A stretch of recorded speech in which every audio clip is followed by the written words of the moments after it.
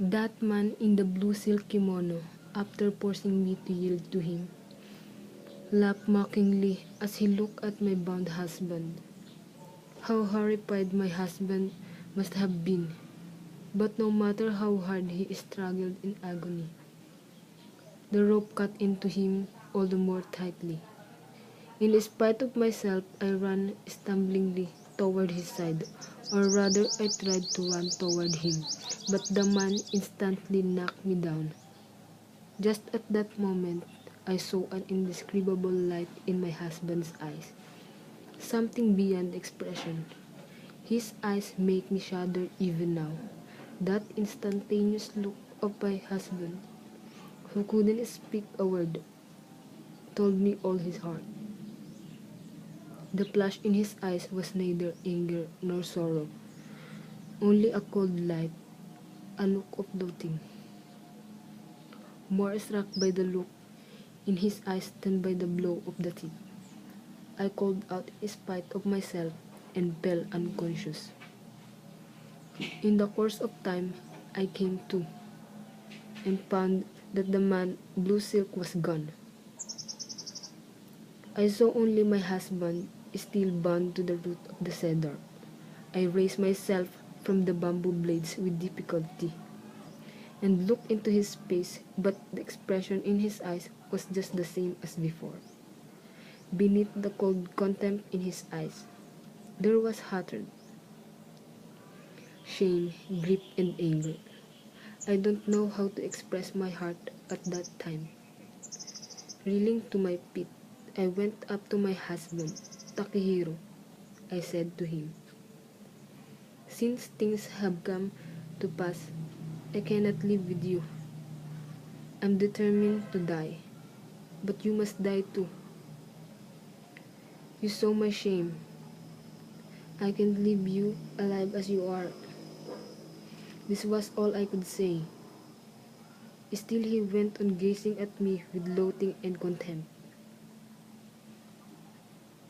My heart breaking, I looked for his sword. It must have been taken by the robber. Neither his sword nor his bow and arrows were to be seen in the grove. But fortunately, my small sword was lying on my feet. Raising it overhead, once more I said, "Now give me your life, I'll follow you right away." When he heard these words, he moved his lips with difficulty. Since his mouth was stopped with leaves, of course his voice could not be heard at all. But all I glanced, I understood his words, despising me. His look said only, "Kill me," neither conscious nor unconscious. I stabbed the small sword through the lilac-colored kimono into his breast. Again, at this time I must have fainted.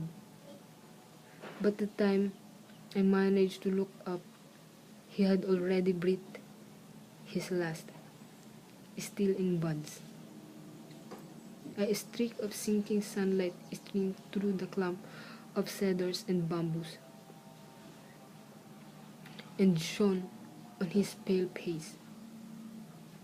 Gulping down my sobs, I untied the rope from his dead body, and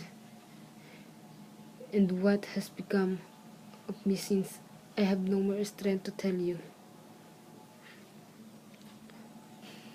Anyway, I hadn't the strength to die. I stabbed my own throat with the small sword. I threw myself into a pond at the foot of the mountain, and I tried to kill myself in many ways, unable to end my life. I am still living in dishonor.